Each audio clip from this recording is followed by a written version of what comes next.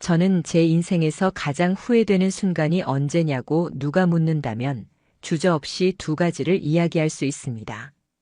첫 번째는 제 친구를 끝까지 믿은 그 순간이고, 두 번째는 그가 소개해준 여자를 의심조차 하지 않고 제 아내로 맞아들였던 선택입니다. 그것은 단순한 실수가 아니었습니다.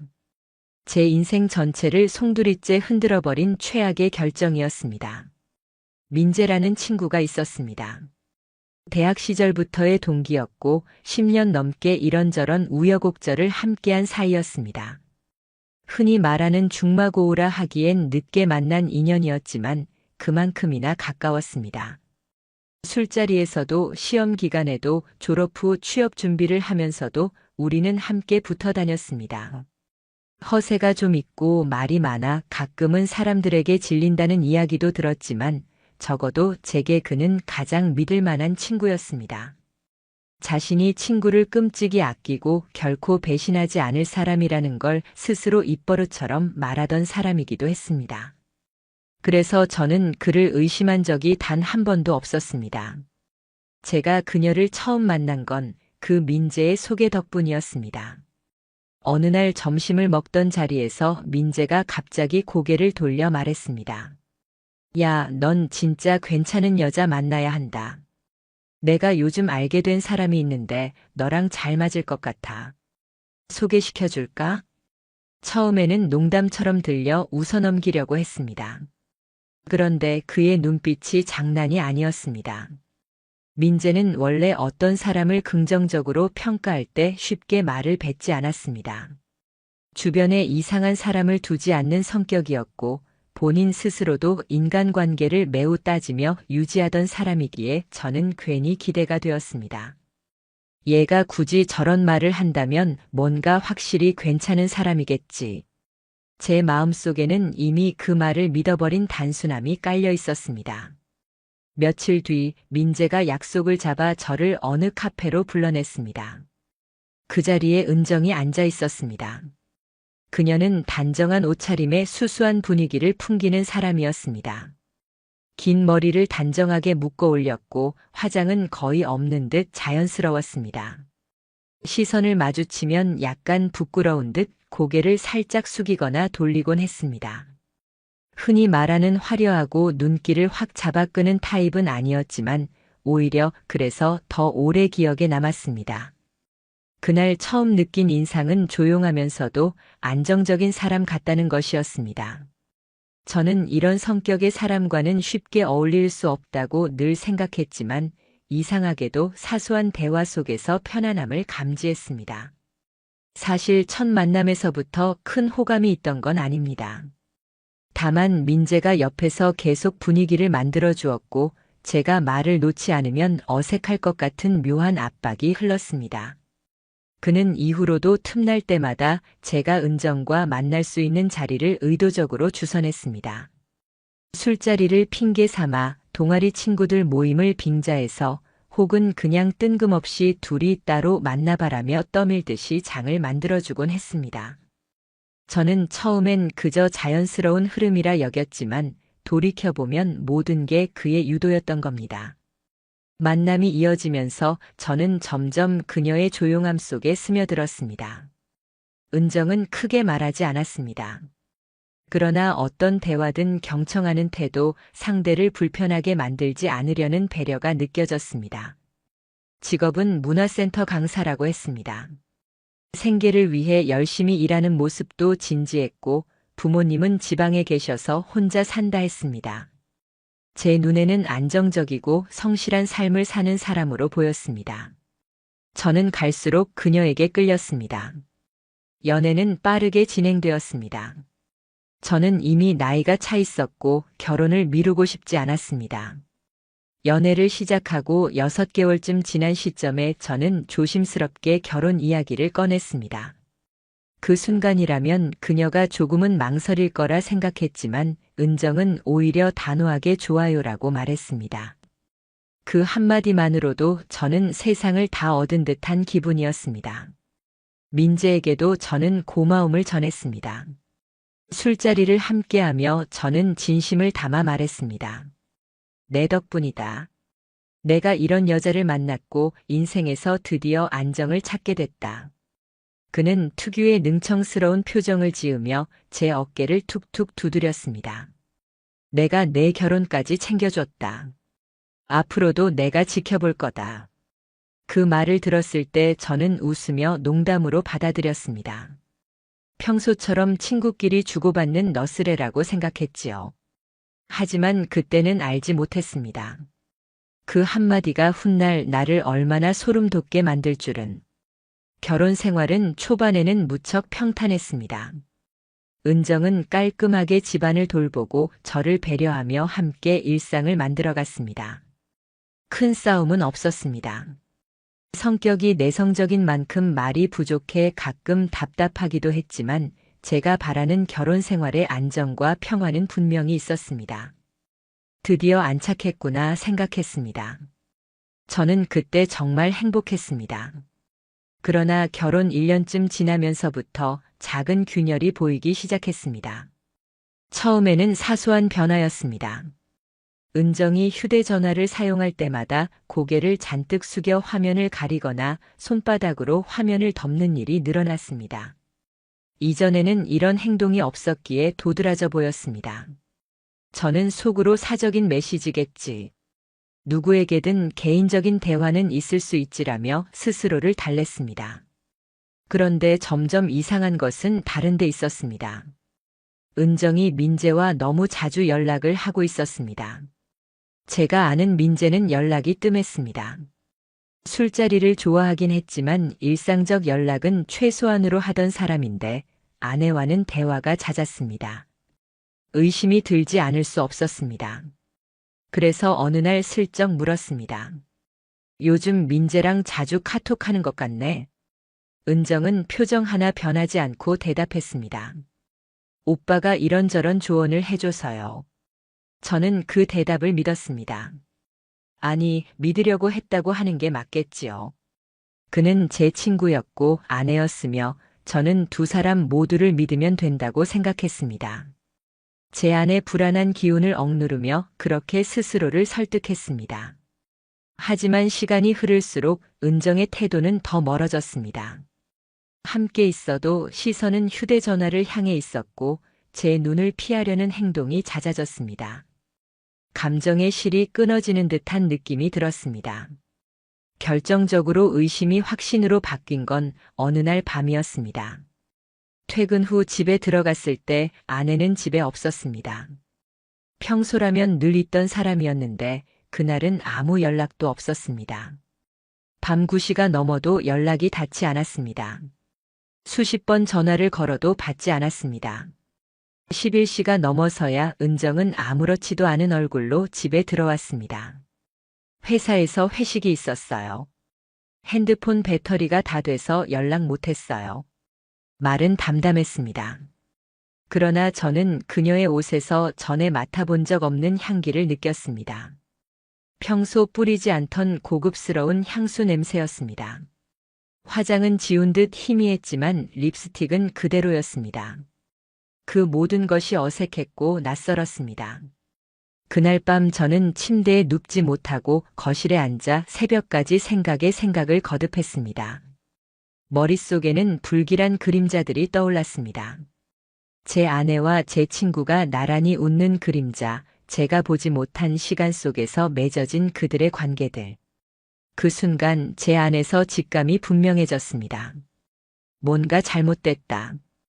이 모든 게 끝까지 밝혀져야 한다. 다음 날부터 저는 아내의 행동을 하나하나 기록하기 시작했습니다. 출근 시간, 퇴근 시간, 외출 여부, 휴대전화를 붙드는 시간까지. 저는 이제 더 이상 순진한 남편이 아니었습니다. 감정에 의한 믿음을 멈추고 사실과 행동을 관찰하려 했습니다. 그러면서 제 안의 불안은 증거를 찾으려는 집착으로 변했습니다. 그리고 마침내 저는 민재에게 슬쩍 물었습니다. 너 요즘 은정이랑도 자주 연락하는 거냐? 민재는 순간 웃으며 고개를 저었습니다. 아니, 무슨 소리야. 그냥 가끔 연락하는 정도지. 저는 그의 얼굴을 보며 바로 알았습니다. 오래 함께한 친구였기에 눈빛 한 줄기만으로도 거짓임을 알 수 있었습니다. 그러나 저는 대놓고 몰아세우지 않았습니다. 대신 마음속으로 확신을 굳혔습니다. 두 사람의 관계엔 제가 모르는 진실이 있다. 그 순간부터 제 인생의 균열은 더 크게 벌어지기 시작했습니다. 저는 아내와 친구 사이에 뭔가 심상치 않은 기운이 흐른다는 걸 피부로 느끼고 있었습니다. 그러나 그것이 단순한 의심인지 실제로 존재하는 현실인지 확인할 방법이 없었습니다. 밤마다 뒤척이며 휴대전화를 붙잡은 아내의 옆모습을 바라보면서도 저는 스스로를 다그쳤습니다. 괜히 의심하기는. 내가 예민해서 그렇지. 민재는 오래된 친구고 은정은 내 아내다. 그 둘 사이엔 아무 일도 없다. 그러나 그 말은 더 이상 저 자신조차 설득하지 못했습니다. 운명은 묘하게도 결국 제게 확실한 증거를 들이밀었습니다. 그건 너무도 사소한 과정에서 시작됐습니다. 어느 주말 집안을 정리하던 중 오래된 박스가 눈에 띄었습니다. 대학 시절에 쓰던 물건들이고 한동안 잊고 지냈던 기념품들이었습니다. 먼지가 뿌옇게 쌓여 있었고 안에는 낡은 사진, 강의 노트, 그리고 전자기기 몇 개가 들어 있었습니다.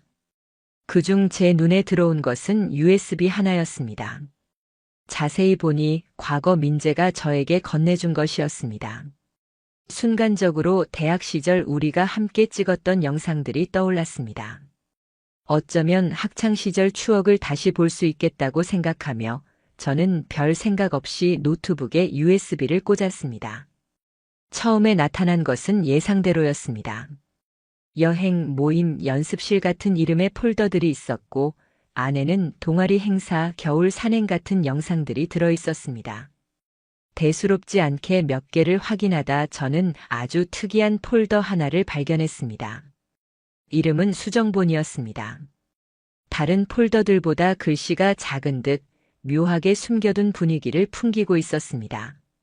순간 제 안에서 설명할 수 없는 불길한 감정이 일었습니다. 저는 잠시 망설이다가 결국 마우스를 움직여 폴더를 열었습니다. 안에는 단 하나의 영상 파일만이 있었습니다. 파일명은 알 수 없는 날짜와 숫자 조합이었고 기록된 날짜는 7년 전이었습니다. 제가 대학 3학년 무렵이었습니다. 심장이 쿵 하고 내려앉았습니다. 아무 이유도 없었지만 그 파일 속에 무언가 중요한 것이 있을 거라는 강한 예감이 몰려왔습니다. 재생 버튼을 누르는 제 손가락은 떨렸습니다. 화면이 켜지자 어두운 실내가 먼저 나타났습니다. 그곳은 낯설지 않았습니다. 자세히 보니 익숙한 가구와 벽, 좁은 공간에 흩어진 음료 수병들, 분명 대학 시절 저와 친구들이 드나들던 동아리방이었습니다. 그리고 곧 화면 속에 두 사람이 등장했습니다. 그 순간 제 심장은 멎는 듯 했습니다. 그것은 결코 다른 사람이 아니었습니다.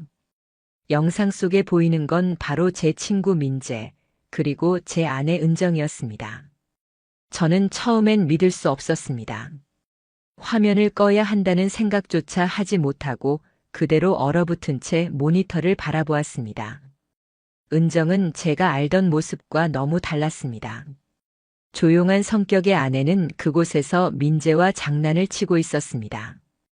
그의 어깨에 손을 올리고 웃으며 농담을 주고받고 있었습니다. 그녀의 표정은 밝았고 웃음소리는 제가 지금껏 들어본 그녀의 웃음보다 훨씬 자유로웠습니다. 마치 지금까지 제가 알고 있던 은정은 가짜였던 것처럼 말입니다. 민재 또한 화면 속에서 다른 사람이었습니다. 능청스럽게 그녀를 챙기고 그녀의 머리칼을 쓸어 넘겨주며 장난스런 표정으로 바라보는 그의 눈빛은 분명 연인의 눈빛이었습니다. 그들을 바라보는 순간 모든 의문이 한꺼번에 풀리는 듯 했습니다. 왜 은정이 민재와 그렇게 자주 연락을 했는지, 왜 저와 있을 때 시선을 피했는지 그 모든 것들이 설명되었습니다. 처음엔 혹시 날짜가 조작된 건 아닐까? 라는 생각이 들었습니다. 그러나 영상을 자세히 들여다보니 민재의 옷깃에는 그 당시 동아리 명찰이 달려 있었고 배경은 분명 동아리방 풍경이었습니다. 모든 것이 진실임을 말해주고 있었습니다. 저는 가슴이 졸라오듯 아프고 머릿속이 하얗게 가려지는 기분이었습니다. 몇 번이고 영상을 반복해서 보았습니다. 그러나 볼수록 더 깊은 배신감만이 제 마음을 갉아먹었습니다. 제가 가장 믿었던 두 사람, 평생의 친구와 인생을 함께하자 다짐했던 아내. 그들이 제가 오기 훨씬 전부터 서로에게 마음을 주고 있었고 그 사실을 숨긴 채 저와 결혼했다는 끔찍한 진실. 숨이 막혔습니다. 노트북 앞에 앉아있던 저는 결국 무너졌습니다. 손이 떨려 키보드조차 제대로 누를 수 없었습니다.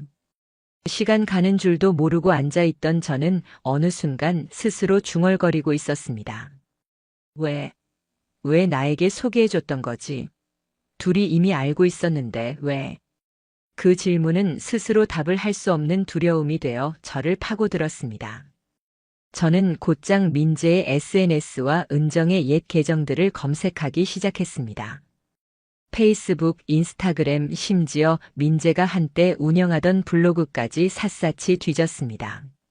그러던 중 블로그에 오래된 게시물 하나가 눈에 들어왔습니다. 5년 전 민재가 올린 여행 사진이었습니다. 장소는 강릉 바닷가였습니다. 해안도로 사진이었는데 창문 반사에 희미하게 잡힌 여성의 뒷모습이 있었습니다. 단번에 알 수 있었습니다. 바로 은정이었습니다. 제 사랑을 오랫동안 곁에서 지켜온 것이 그 친구였고 그 여자가 그 친구의 옛 연인이었다는 사실이 이제는 뼛속 깊이 각인되었습니다. 저는 멈추지 않았습니다. 그날 밤 끝내 아내의 휴대전화를 열어보았습니다.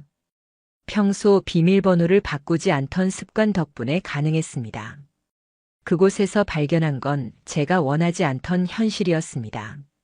민재와 은정의 대화방. 내용은 조심스러웠습니다. 그러나 그 속에는 뚜렷한 흔적들이 있었습니다. 그땐 우리가 참 철없었지. 넌 아직도 내가 준 반지 끼고 다니냐? 내가 했던 말 난 아직도 그대로야. 분명 연인의 관계에서나 건넬 법한 대화였습니다. 지난 날을 회상하는 듯 보였지만 대화의 온기는 여전히 현재형이었습니다.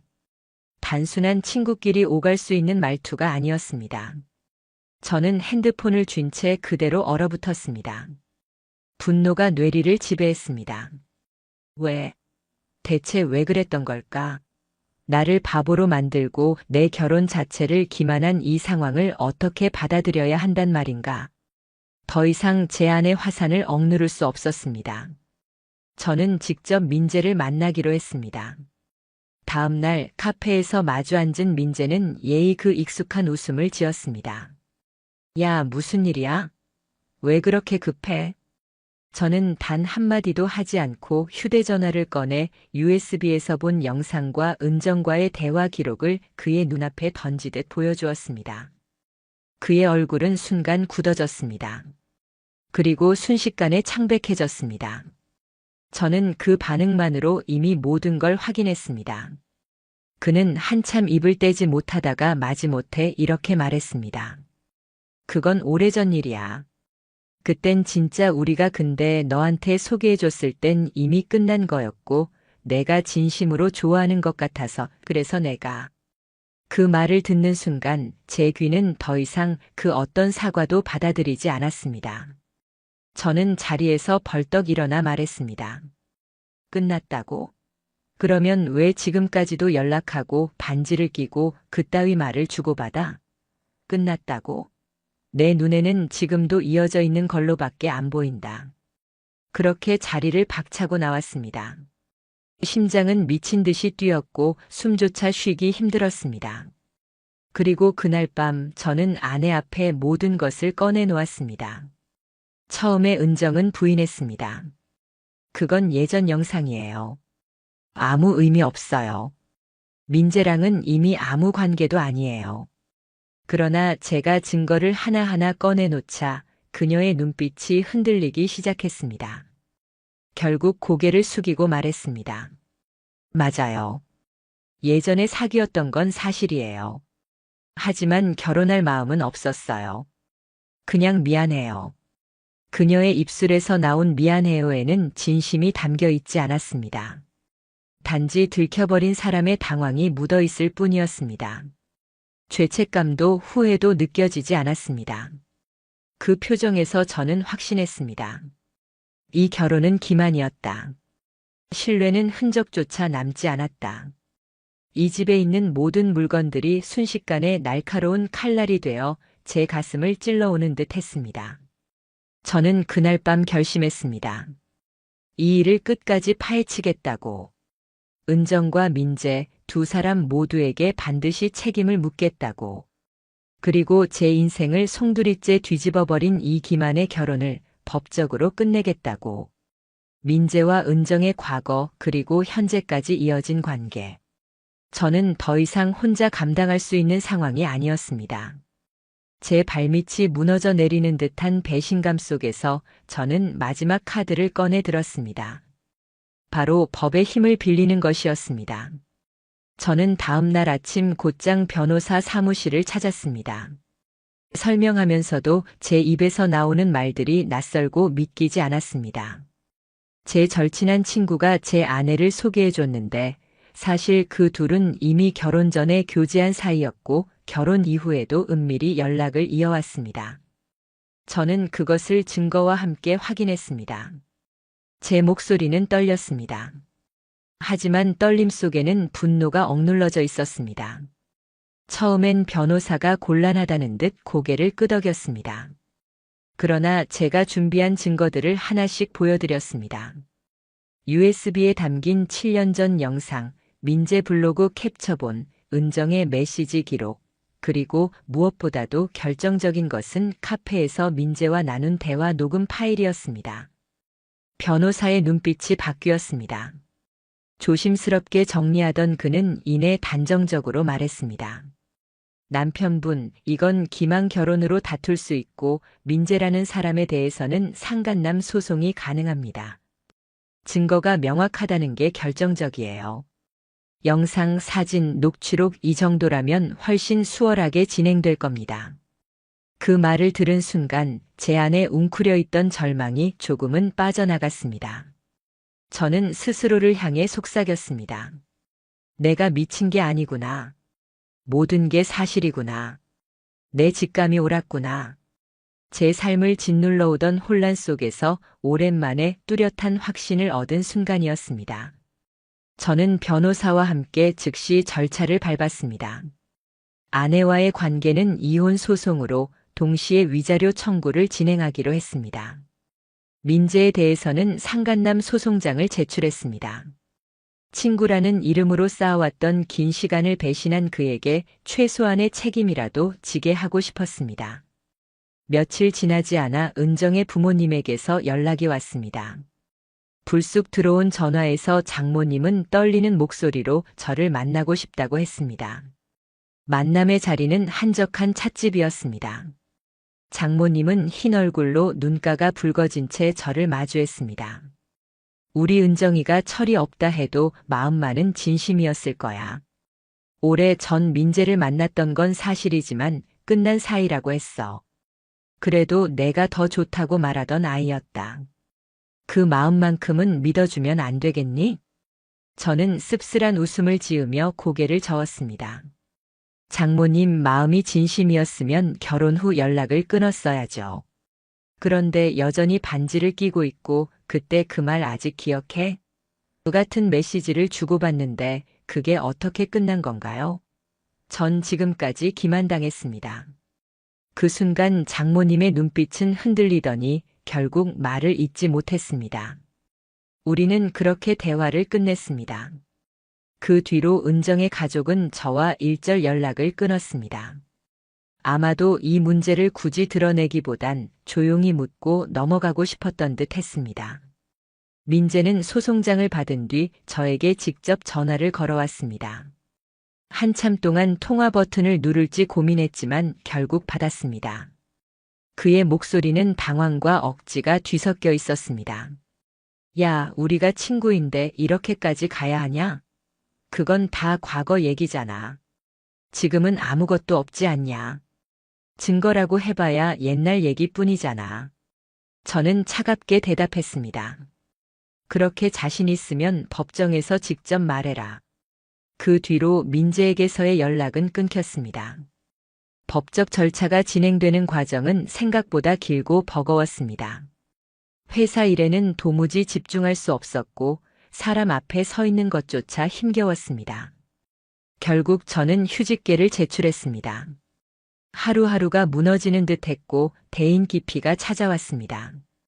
제 세상은 무너지고 있었습니다. 그러던 중 또 다른 뜻밖의 일이 저를 기다리고 있었습니다. 어느 날 인스타그램을 켰을 때 낯선 사람의 메시지가 도착해 있었습니다. 혹시 민재라는 사람과 법적 문제로 다투고 있지 않으신가요? 발신인은 자신을 민재의 옛 여자친구라고 소개했습니다. 처음에는 의심했습니다. 그러나 그녀는 민재와 함께 찍은 과거 사진들과 메시지 일부를 증거처럼 보여주었습니다. 모두 사실이었습니다. 그녀는 제게 이야기했습니다. 저도 그 사람한테 크게 상처받았어요. 그는 늘 여러 여자를 동시에 만났어요. 사랑받지 않으면 불안해하는 사람 같았습니다. 저는 그게 병 같다고 느꼈습니다. 그 말을 듣는 순간 지금까지의 의문이 전부 명확해졌습니다. 민재는 단 한 번도 진심으로 도덕적 관계를 지키려 한 적이 없는 인간이었습니다. 늘 여러 사람을 동시에 만났고 그 과정에서 수많은 사람들을 상처 입혔으며 저마저 파괴했던 겁니다. 저는 변호사를 찾아가 새로운 제보를 전했습니다. 변호사는 고개를 끄덕이며 설명했습니다. 반복적으로 비도덕적인 관계를 이어온 패턴은 재판 내에서 매우 불리하게 작용할 겁니다. 피해자의 구체적인 진술은 증거로 가치가 있습니다. 결국 저는 그녀의 동의를 얻어 진술서를 받아 법원에 제출했습니다. 이제 단순히 나 혼자만 겪은 배신이 아니라 그가 반복적으로 가해자였음을 보여줄 수 있었습니다. 제 사건은 점차 명백한 불법 행위로 굳어져 갔습니다. 문제는 재판의 과정이 그렇게 고통스럽다는 것이었습니다. 법정에 앉아 있으면 민재가 저를 바라보며 늘어놓는 거짓말이 제 귀를 뒤틀리게 했습니다. 그건 옛날 얘기일 뿐이라든가 지금은 아무 일도 없다는 말. 눈앞의 증거를 보고도 녹취와 사진, 문자들 속에서도 그는 여전히 회피하는 말만 내뱉었습니다. 은정은 초반 몇 번 출석한 뒤엔 아예 모습을 감추었습니다. 그대로 거리를 두고 변호사를 앞세워 형식적으로만 대응했습니다. 저는 그 모든 과정을 단단히 견뎠습니다. 분노에 휘둘리면 오히려 제가 약자가 되리라는 걸 알았습니다. 그래서 처음부터 끝까지 증거와 사실만으로 대응했습니다. 제가 법정에 나갈 때마다 스스로 되뇌던 말이 있습니다. 이건 내가 미쳐 날뛸 사건이 아니라 진실이 드러날 사건이다. 날이 흐르고 재판은 서서히 끝을 향해 갔습니다. 재판은 길고도 고통스러운 여정이었습니다. 하지만 결국 끝은 찾아왔습니다. 그날 아침 저는 손에 땀을 쥐고 판결문을 받아들었습니다. 법원은 민재에게 3천만 원 위자료 지급을 명령했고 은정에게는 이혼과 함께 5천만 원 위자료 판결을 내렸습니다. 판사의 목소리가 법정 안을 울릴 때 제 귀에는 웅웅거리는 울림만 남았습니다. 제가 제출했던 영상, 블로그 캡처, 녹취록, 문자와 사진들, 그리고 민재의 전 여자친구가 내어준 진술까지. 그 모든 것들이 판결을 내리는데 결정적이었습니다. 하지만 서류에 찍힌 숫자만 본다고 해서 마음속의 허망함이 사라지는 건 아니었습니다. 재판이 끝난 그 순간 누군가라면 환하게 웃었을지도 모르겠습니다. 정의를 얻었다, 법이 인정해줬다고 말할 수도 있었을 겁니다. 그러나 제 심정은 달랐습니다. 법이 판결한 위자료 몇 천만 원 따위로는 제 안에 깊게 파인 배신의 상처가 메워지지 않았습니다. 따내고자 했던 결과를 손에 쥐고도 저는 웃을 수 없었습니다. 오히려 법정에서 나오며 제 발걸음은 무겁게 가라앉았습니다. 민재는 이 소문으로 회사에서 곤경에 처했습니다. 사내에는 이미 입소문이 퍼졌습니다. 누구네 부부가 이혼했는데 아내가 민재랑 몰래 호텔 다녔대. 같이 모임도 했었다던데 진짜 인간 쓰레기 아니냐. 자기 이미지에 누구보다 집착하던 사람이었기에 결국 민재는 사직서를 제출했습니다. 저는 그 이야기를 다른 경로로 전해 들었습니다. 인맥이 좁은 사회라 금세 퍼졌습니다. 오랫동안 자기를 포장해온 민재는 결국 자기가 쌓아온 가식의 무게를 견디지 못하고 무너졌습니다. 그 후로 민재는 자취를 감췄습니다. SNS 계정도 모두 삭제했습니다. 연락처를 바꾼 것 같았고 사람들 앞에 거의 나타나지 않았습니다. 한순간에 모든 인맥을 끊었고 흔적을 지워나갔습니다. 그는 스스로가 만든 감옥 속에서 도망치듯 사라져갔습니다. 그러나 그가 남긴 낙인은 지워지지 않았습니다. 업계 주변으로 퍼진 소문은 그를 언제든 다시 불러냈습니다. 은정의 상황도 크게 다르지 않았습니다. 저는 이혼 판결이 내려진 후 그녀와의 고리를 완전히 끊었습니다. 그러나 몇 달 지나지 않아 은정의 근황이 제 귀에 흘러들어왔습니다. 그녀가 생활비를 마련하기 위해 마트에서 일하고 있었답니다. 동네 주민들은 이미 그녀가 누구인지 눈치채고 있었습니다. 뉴스에 실명은 나오지 않았지만 지역 사회는 좁았습니다. 저 사람 그 유명한 사건의 여자 맞다더라. 그런 말들은 결국 은정을 사회에서 고립시켰습니다. 사람들의 시선은 칼날이었습니다. 아무리 숨기려 해도 진실은 흘러나갔습니다. 은정은 결국 그 일을 그만두고 또 다른 곳으로 일터를 옮겼다고 들었습니다. 하지만 어디에 가든 낙인은 그녀를 따라갔습니다. 그녀는 결국 이곳저곳 전전하며 누구에게도 쉽게 정착하지 못하는 삶을 살게 되었습니다. 저는 이사를 준비했습니다. 결혼 후 함께 살았던 집은 너무 많은 기억을 안고 있었습니다.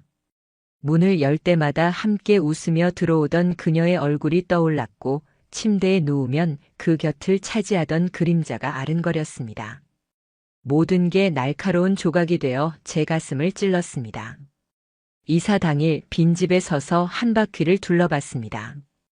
벽에 걸려 있었던 사진의 흔적, 한때 함께 골랐던 가전제품들, 구석에 남은 자잘한 흔적들. 하나하나가 흉터처럼 제게 달려들었습니다. 그 집을 떠나는 일은 고통이었지만 동시에 새로운 시작이었습니다. 저는 회사를 복직하며 일상으로 돌아가려 했습니다. 동료들은 우회적으로 배려해 주었고 저는 바쁜 업무에 스스로를 몰아넣었습니다. 그렇게라도 해야 머릿속을 지배하는 분노와 배신의 기억을 잠시라도 잊을 수 있었으니까요. 그런데 예상치 못한 일이 다시금 제 삶을 흔들었습니다. 인스타그램 DM으로 처음 연락을 해왔던 민재의 옛 여자친구가 다시 저를 찾은 겁니다. 이번에는 단순한 제보자가 아니라 한 사람으로서 저에게 말을 걸어왔습니다. 잘 지내시나요? 그때 도와드리고 나서 계속 걱정돼서 연락드렸어요. 저는 처음엔 경계했습니다. 그러나 그녀의 진심이 느껴졌습니다. 우리는 만나 차를 마셨습니다. 서로의 상처를 자연스럽게 이야기하며 공감하고 웃기도 했습니다. 짧은 만남이었지만 저는 오랜만에 마음을 열 수 있었습니다. 물론 새로운 관계를 원했던 건 아닙니다. 그저 저처럼 같은 상처를 겪었던 사람과 눈빛을 마주하고 서로의 고통에 귀 기울일 수 있었다는 게 큰 위로가 되었습니다. 저는 그 순간 알았습니다. 아, 나도 여전히 사람을 믿고 싶어 하고 누군가와 마음을 나누고 싶어 하는구나. 그건 절망 속에서 얻은 작은 희망이었습니다. 그럼에도 내 심장 깊은 곳에는 여전히 굳은 치욕과 분노의 잔재가 남아 있었습니다. 내가 믿었던 친구가 칼을 꽂았고 내 아내는 날 속였습니다. 그 사실은 지워지지 않았습니다. 그러나 저는 깨달았습니다. 상처가 사라지지 않는다 해서 인생이 끝나는 건 아니었습니다. 상처 위에 새로운 길을 놓을 수 있었고 저는 그 길 위로 천천히 걸어가기 시작했습니다. 법원이 내려준 판결은 민재와 은정을 법적으로 심판했지만 제 인생의 진짜 의미 있는 심판은 결국 저 자신의 선택이었습니다. 그들을 기억하며 무너지느냐 아니면 그 상처를 딛고 다시 살아가느냐. 제가 할 수 있는 답은 단 하나였습니다. 나는 다시 살아야 한다. 내가 무너져버리면 정말로 그들의 승리다. 그 결심으로 저는 무너진 마음을 세워나갔습니다. 심리 상담을 받았고 운동을 하며 몸을 다시 채웠습니다. 책을 읽으며 사고를 다독였고 새로운 취미를 찾으려 애썼습니다. 그 과정 하나하나가 저 자신을 조금씩 되돌리는 여정이었습니다. 그 과정 속에서 저는 제 삶의 진실을 깨달았습니다. 사랑과 믿음은 귀하고 아름다운 것이지만 그것이 상대방의 기만 위에 세워진다면 결국 흉기로 변한다는 걸 말입니다. 그리고 한 번의 기만은 단순히 개인의 감정이 아닌 삶 전체를 무너뜨릴 수도 있다는 것도 저는 생각했습니다.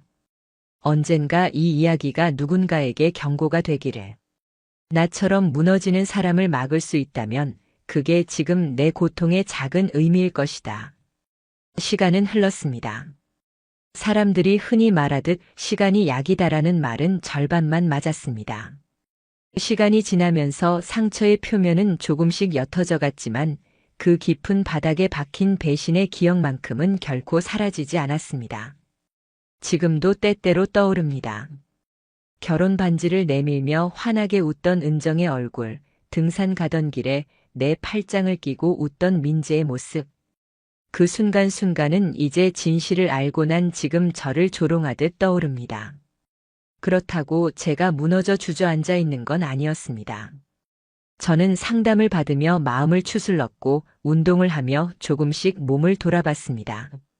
책을 읽고 새로운 취미를 접하며 무너진 심리를 다잡으려 했습니다. 제일 중요한 건 스스로를 탓하지 않기로 결심한 것이었습니다. 나는 속인 게 아니다. 기만한 것도 아니다. 오히려 사랑했기에 속았던 것이다. 잘못은 그들에게 있고 나는 피해자일 뿐이다. 그 말들을 저 스스로에게 수백 번 되뇌며 마침내 어느 정도 믿을 수 있게 되었습니다. 그러던 어느 날 지인을 통해 민재의 근황을 들었습니다. 그는 재판 이후 직장을 그만두고 구직 활동을 했지만 이력서를 넣는 곳마다 번번이 탈락했다고 했습니다. 이유인즉 업계에 이미 소문이 돌아 있었기 때문이었습니다.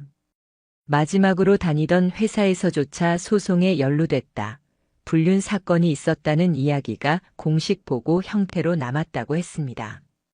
결국 그는 업계 블랙리스트처럼 낙인 찍혀 어디에서도 받아주지 않았다고 했습니다. 게다가 가족과의 관계도 끊겼다고 했습니다. 언젠가 그의 부모님이 제게 편지를 보내온 적이 있습니다. 제 아들을 용서해달라는 말은 드리지 않겠습니다. 다만 부모로서 너무 비참합니다. 라는 문장이 적혀 있었습니다. 저는 그 편지를 보며 오히려 더 분노했습니다. 비참한 건 당신들이 아니라 나입니다. 저는 믿었던 친구와 아내로부터 동시에 칼을 맞았고 삶이 산산이 부서졌습니다. 은정의 소식도 들렸습니다. 몇 차례 직장을 옮기며 버텼지만 결국 사람들의 시선이 늘 따라붙었습니다. 저 사람 그 사건의 여자 아니냐? 하는 수군거림에 견디지 못하고 또 일을 그만뒀다고 했습니다. 결국 고향 근처 소도시로 이사했다는 이야기도 들려왔습니다. 인터넷 카페 글 속에 XX마트에서 일하던 그 여자가 갑자기 사라졌다. 아마 그 불륜 사건 주인공 아니냐는 글귀가 돌고 있었습니다. 도망치듯 숨어 살아가는 그녀의 모습이 그려졌습니다. 저는 속으로 생각했습니다. 자업자득이라고. 그들의 몰락을 보면서도 제 마음은 전처럼 시원하지 않았습니다. 분명 제가 받아야 할 정의가 돌아온 것은 사실이지만 그걸로 제 가슴속 상처가 치유되지 않았기 때문입니다. 그러나 동시에 깨달았습니다. 정의는 반드시 돌아온다. 시간이 걸리더라도 상처 입은 이에게 언젠가는 복수가 주어진다. 그러던 중 저는 우연히 유튜브에서 법률 전문 프로그램을 보게 되었습니다. 한 변호사가 불륜과 관련된 사건을 설명하며 이렇게 말했습니다. 불륜은 단순히 도덕적인 잘못이 아닙니다. 상대방 인생을 송두리째 망가뜨리는 범죄에 가까운 행위입니다. 그래서 법은 반드시 책임을 묻는 것입니다. 그 말을 듣는 순간 제 눈에 눈물이 고였습니다.